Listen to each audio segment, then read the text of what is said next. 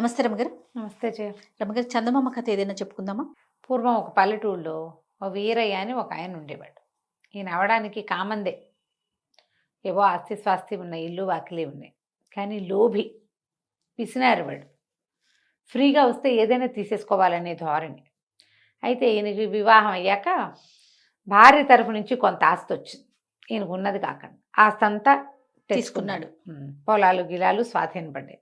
కాలక్రమాన 4 పిల్లలు పుట్టారు. 2 ఆడపిల్లలు, 2 మగపిల్లలు.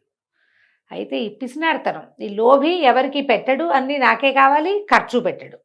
బ్రహ్మాండమైన ఇల్లు, పెద్ద ఇల్లు, తాతల నాటిది ఇల్లు, గట్టిది, చక్కగా ఎత్తుగా అరుగులతో బాగుంటుంది బొమ్మరిల్లల్లి. కానీ ఏనాడు రంగే ఇచ్చేవాడు కాదు, చుట్టుపక్కల బాగు చేయించేవాడు కాదు. చుట్టూతో అంతా తుప్పలాగా పెరిగిపోయి ఉంటుంది. అవన్నీ క్లీన్ చేయించాలంటే మనిషి కావద్దు, మరి ఖర్చు, అది ఇష్టం ఉండదు. భార్యకో మంచి చీర నగ కొనేరగడు, ఎప్పుడు దిష్టి బొమ్మలాగానే ఉంచేవాడు. పిల్లలు 4 పిల్లలు. ఈ 4 పిల్లలకి ఓ చదువు చెప్పించడం లేదు, ఏదో ఎటాగొటా చదువుకున్నారు అంతే. వాళ్ళకి ఏదైనా చక్కగా వైనంగా ఏర్పరచడం లేదా అంటే ఉంది. మనం ఇట్లాంటి వాళ్ళని మన చుట్టుపక్కల కూడా చూస్తాం. పెద్ద చక్కటి ఇండిపెండెంట్ ఇళ్ళు అవి ఉంటాయి. ఎందుకో దిష్టి పెడతల్లాగా ఉంటారు ఇంట్లో వాళ్ళు. వాళ్ళు శుభ్రంగా ఉండరు. అందరితో పాటు ఇప్పుడు ఒక కాలనీలోనో ఒక ఏరియాలోనో అందరితో పాటు ఇల్లు లభించడానికి ఎక్కడో ఉద్యోగం చేస్తారు. మరి ఆడవాళ్ళ లోపమో అది మగవాళ్ళ తాలూకు దౌష్ట్యమో మనకు తెలియదు. కానీ చుట్టుపక్కల వాళ్ళంతా చక్కగా వైభవంగా ఉన్నట్టు ఉంటారు, వీళ్ళొక్కళ్ళు మాత్రం దెబ్బ మొహాలు వేసుకుని ఉంటారు. ఎందుకో తెలియదు, ఏమిటో బాధ వాళ్ళకి. చక్కగా కళకళలాడుతూ ఉండరు, ఖర్చు పెట్టరు. దేనికోసం ఇదంతా దాచాలో వాళ్ళకి తెలియదు పాపం, దాచుకుంటూ ఉంటారు. వీని కూడా అట్లాంటి వాడే అనమాట. 4 పిల్లలన్నా కదా. పెద్ద పిల్ల సీత, రెండో పిల్ల పేరు రోహిణో రమణి. అక్కడి నుంచి 2 మగ పిల్లలు, పెద్దవాడు చంద్రము, రెండో పిల్లాడు గోపి. ఆ చంద్రం అన్నవాడు 10th క్లాస్ ఏదో స్కూల్ ఫైనల్ అయిన తర్వాత వాడికి డాక్టరేట్ చదవాలని కోరిక.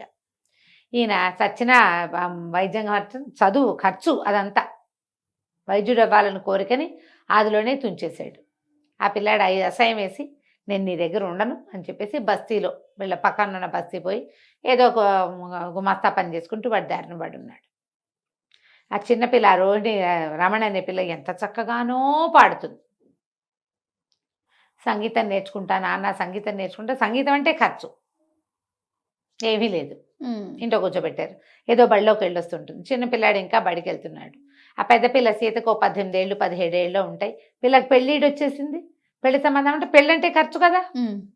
ఏదైనా నగా నాణ్యం చేయించాలి, ఏమీ లేదు. ఆవిడ దొడ్లో ఏవో 4 గొడ్లు ఉంటే జాగ్రత్తగా ఆ గొడ్ల పాలు తీసి జాగ్రత్తగా పిడకలు అవి చేసి ఎట్లా గొట్లా పిల్లలకి ఏదో కాస్త గుడ్డ పాత ఏర్పాటు చేసుకునేది. ఈయన అంతసేపు సాడపాయించడం. పక్క ఊళ్ళో వరదలు వస్తే ఈయన పోయి ఆ వరదలో కొట్టుకొచ్చిన కోళ్ళు మేకలు అన్నీ పుచ్చుకుని తెచ్చుకున్నాడు. అలాంటి వాడు అనమాట. లోభత్వం, వదలలేని తనం అన్నమాట. తను చేసే పనులన్నిటికీ సహాయంగా ఉండటం కోసం రాముడని ఒక కుర్రాన్ని పెట్టుకున్నాడు. వాడు అనేవాడు, ఎందుకండి ఈ దొడ్డంతా ఇలా దరిద్రంగా ఉంది, శుభ్రంగా 2 మనుషులు కేకేసుకుని నీట్గా చేయించుకుంటే కూరగాయల మొక్కలు పెట్టుకున్న కూర ఖర్చు వెళ్ళిపోతుంది మనకి, అంతే. చుట్టుపక్కల కూడా అమ్మేసుకోవచ్చు శుభ్రంగా, పాదులు అవి పెడితే అంటే. ఒరే, నువ్వు 10 రూపాయలు ఖర్చు పెట్టి 3 రూపాయలు లాభం చూపిస్తావురా నువ్వు. ఇదంతా తీయటానికి ఎంత పని, ఎంత ఖర్చు. రేపు వచ్చే రాబడి ఆయన కనపడదు, ఇప్పుడు ఖర్చు ఒకటే కనిపిస్తుంది.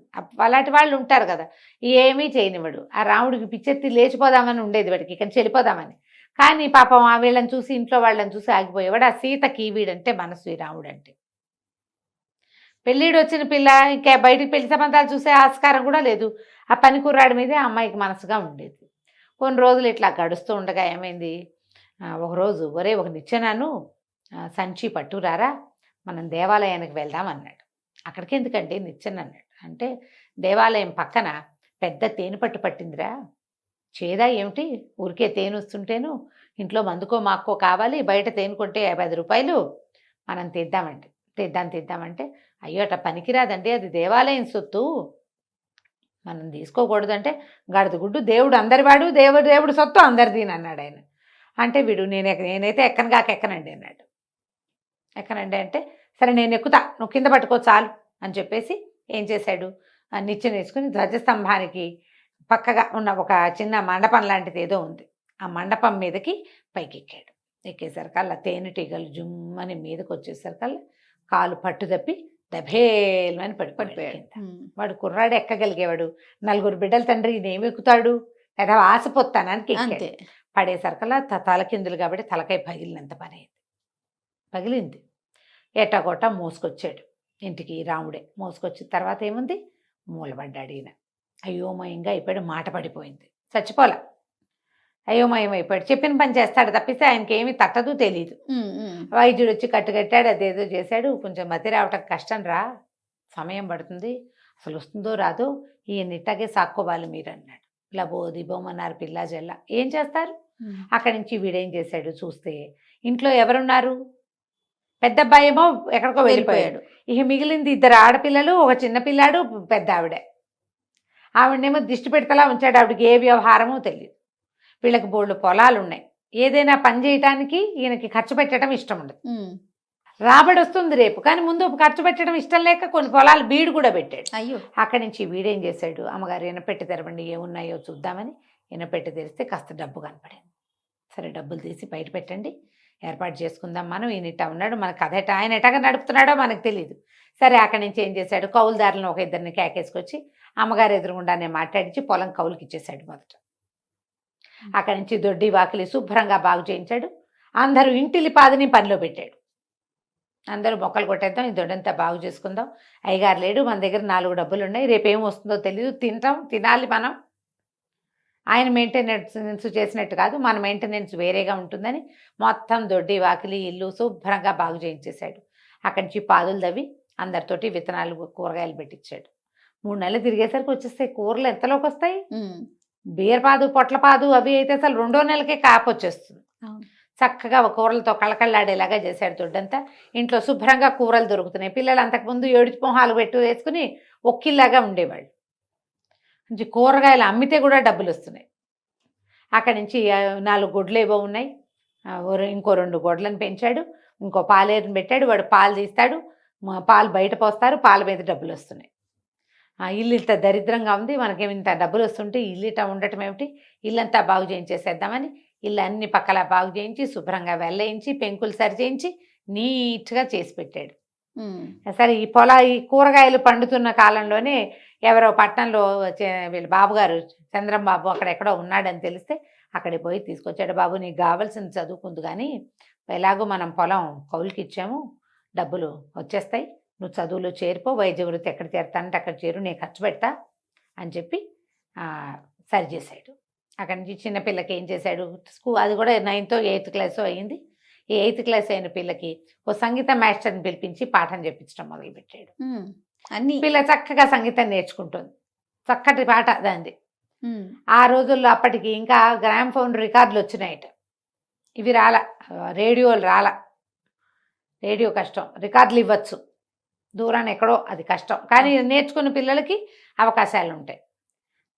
ఒక సంవత్సరం 6 నెలలు 8 నెలలు గడిచేసరికాల ఇంటి ఆసామి గారి భార్య ఏమంది, ఆ వీరయ్య గారి భార్య, ఒరే నాయన పెద్ద పిల్లాడిని సరి చేసావు, పిల్లకి ఏదో సంగీతం వస్తుంది, చిన్నపిల్లకి ఆఖరి పిల్లాడు బళ్ళోకి వెళ్తున్నాడు అనుకో, పొలాలు దొడ్లు అన్నీ సరి చేసావు, సీత సంగతి చూడాలరా, దాన్ని పెళ్లి చేసుకుని ఆయన నువ్వు, ఈయన సంగతి విని ఏ పై సంబంధము రాదు, ఇంట్లో పిల్లవాడివి, నువ్వు ఉన్నావు కాబట్టి బతుకున్నావు, లేదా నువ్వు గనక లేకపోతే వాడు లేచక్కపోయి ఈయనట బడి ఉండి మేమేం చేసేవాళ్ళం, ఆడవాళ్ళం, పిల్లల్ని పెళ్లి చేసుకోరా నాయన అంటే సరే పెళ్లి చేసేసుకున్నాడు. ఏడాది తిరిగేసరికి అసలు ఆ సీతకు కొడుకు కూడా పుట్టాడు. మొత్తం మీద 3 నెలలు కలిసి 4వ ఏడు పడింది. సరే ఏమైంది, ఒకరోజు చేలోంచి కౌలుదారులు తెచ్చి బస్తాలు తెప్పారు వాకిట్లో. తెంపితే మరకేసుకెళ్ళి కొన్ని వడ్లు మరపట్టించుకొద్దామని ఈ వీరయ్య మతిపోయి ఉన్నాడు కదా, ఇప్పటిదాకా ఆయన కూడా గుప్పులు తవ్వాడు, ఆయన కూడా సున్నం వేసేటప్పుడు గోడకు సున్నాలు వేసాడు, పెంకులు సరి చేశాడు. ఏదైనా పని చెప్పు అని రాముడు పని చెప్తే చేస్తాడు, మాట లేదు, అన్నం పెడితే తింటాడు వేళకి. ఆయన్ని పోషించారు వీళ్ళు, తండ్రిగా పోషించుకున్నారు శుభ్రంగా. ఆయన బాగానే ఉన్నాడు, హెల్తీగానే, కానీ మతి లేదు, నువ్వు మాట లేదు. సరే ఏం చేశాడు, ఈ బస్తాలు ఈ వీరయ్యని పట్టండి అయ్యగారు అని సాయం పట్టించి ఒక 20 బస్తాలు బండికేసాడు. బండికేసి పైన కూర్చోండి నొగ మీద, మనం వెళ్ళి మరకెళ్ళి పట్టించుకుందాం. పిండి మర ఆడిస్తారు కదా ఈ ధాన్యాన్ని, అప్పటికి మరలు వచ్చినాయి. మరకేసుకెళ్తుంటే ఏమైంది, ఆ పై బస్తా ఎట్లాగో కదిలిపోయి ఈ వీరయ్య గారు కాస్త బండి మించి దబేల్మని కింద పడ్డాడు. పడ్డం అది ఎక్కడ పడ్డాడు, బాగా దేవాలయానికి ఎక్కడో అవతల, అది ఎక్కడి నుంచి మన మరణించి తిరిగి వచ్చేటప్పుడు బియ్యం వేసుకొచ్చేటప్పుడు పడిపోయాడు. పిండి పిండి మరణకూడదు, ధాన్యం మరణించి వచ్చేటప్పుడు పడ్డాడు. సరే లేవదీశారు ఆయన అన్నాడు, ఒరే దోత తేంటికలు కుట్టేస్తున్నాయిరా బాగాను అన్నాడు. మాట వచ్చేసింది. సరే అన్నాక ఇది మరీ ఎత్తురా, ఇంత ఎత్తు నుంచి పడినా దెబ్బ తగలే సుమి అని అటు ఇటు చూసి తను గుళ్ళో లేదని తెలిసింది. ఎక్కడున్నాను రా మనం అన్నాడు. ఎక్కడో ఉన్నానులేండి, బండెక్కండి ఇంటికి వెళ్దామన్నాడు.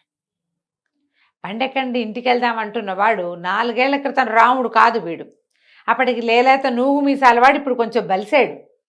ఏమిటి ఒక్క పూటలో వీడు ఇలా మారిపోయాడు అనిపించింది ఆయనకి. బండి ఎక్కాడు. ఎక్కిన తర్వాత ఏమిట్రా ఇవి అని ముట్టుకున్నాడు. బియ్యం లేండి అన్నాడు. ఇన్నోటి బియ్యం ఎవరికి రా అన్నాడు. మనకేనండి అన్నాడు. ఇన్ని బియ్యం తింటామా? 20 బస్తాలు వేసుకెళ్ళారు. ఏ 10 బస్తాలో వస్తాయి కదా వడ్లు బియ్యము. ఈ బస్తాలు 10 ఏం చేస్తారు వీళ్ళు? కావేసి పెట్టుకుంటారు, దాస్తారు. పాత్ర చేసేసి బియ్యం పాత్రలో పోసి మూత పెట్టుకుంటే ఒక్కోసారి కొత్త బియ్యం వాడుకునే లోపల పాత బియ్యం పాత పడిపోతుంది. ఎన్ని బియ్యం తినేస్తామా, ఎన్ని బియ్యం పట్టించామా మనం అని కేకలు పెట్టాడు. ఇంటికి వెళ్ళి చూద్దాంలేండి అన్నాడు. ఇంటి వైపుకి తిప్పేశాడు బండి. తిప్పితే వాకిట్లోకి వెళ్తుంటే ఎవరిల్లురా లోగిలి ఎంతో బాగుంది, ముచ్చటగా ఉంది అన్నాడు. మన ఇల్లేనండి అన్నాడు. ఆయన అడుగుతున్నాడు, మన ఇల్లు ఏమిట్రా, మన ఇంటికి ఈ రంగులు ఎవరు వేయించారు అంటే అవి వేయించుకున్నానులేండి. అక్కడి నుంచి వాకిట్లో ఆ సీత పిల్లాడిని ఎత్తుకుని అన్నం పెడుతుంది. ఎవరో అమ్మాయిలాగా ఉందిరా, ఎవరమ్మాయో ఎవరో పెద్దింటి ఆడపడుచులాగా ఉంది, పిల్లాడు కూడా ఉన్నాడు, బాగున్నాడు రోయ్ అన్నాడు. మీ కూతురేనండి సీత అన్నాడు. సీతకు పిల్లాడు ఏమిటిరా అంటే 2 ఏళ్ళు అయిందిలేండి పుట్టన్నాడు. అక్కడి నుంచి గుమ్మలో దిగ్గానే లోపల నుంచి సంగీతం వినపడుతుంది. అయ్య బాబాయ్ ఎంత బాగా పాడుతుందిరా పిల్ల, ఎవరు అంటే మీ పిల్లేనండి, చిన్న పిల్ల. బాగుంది. ఆయన నిర్ఘాంతపోయాడు.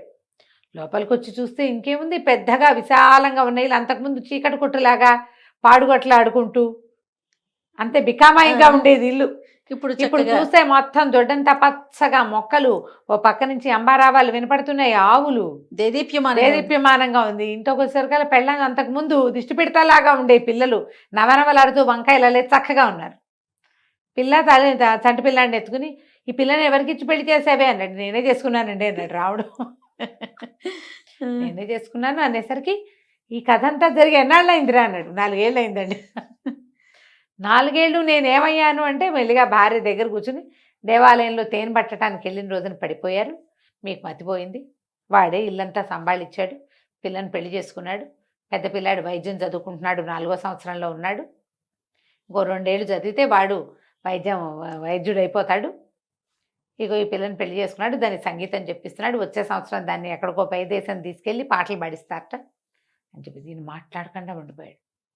తర్వాత ఇంక ఇంటి పెత్తనం అడగల, వాడే బాగా చేస్తున్నాడు, అర్థమైపోయింది ఆయన. తనకు అన్నీ ఉన్నా తను ఏనాడు అనుభవించల.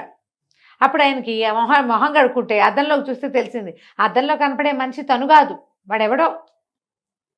శుభ్రంగా ఉన్నాడు, ఎందుకంటే ఈ 4 ఏళ్లలో బాగా నొక్కబెట్టి పోషించారు ఆయన. నున్నగా ఉన్నాడు, పిల్లలు నవనవలాడుతూ ఉన్నారు, భార్య శుభ్రంగా ఉంది, ఇల్లు కళకళలాడుతుంది. ఇంక ఈ పెత్తనం ఎందుకు నాకు వాడే సంభాళించుకుంటాడు ఎట్లాగోనని మాట్లాడకుండా ఊరుకున్నాడు. వాళ్ళ ఇల్లు మొత్తానికి గట్టెక్కిపోయింది. కంచుకి మనం ఒక 4 ఏళ్ళు ఆయన పడుకునేసరికి అంతే మొత్తం మారిపోయింది. ఒక్కోసారి 4 ఏళ్ళు పడుకుంటే మొత్తం సర్వనాశనం అయిపోయే కథలు ఉంటాయి రమ్మగారు కదా. అవునండి, ఇది మనం మంచి కథ. అవును. రైట్. నమస్తే. నమస్తే.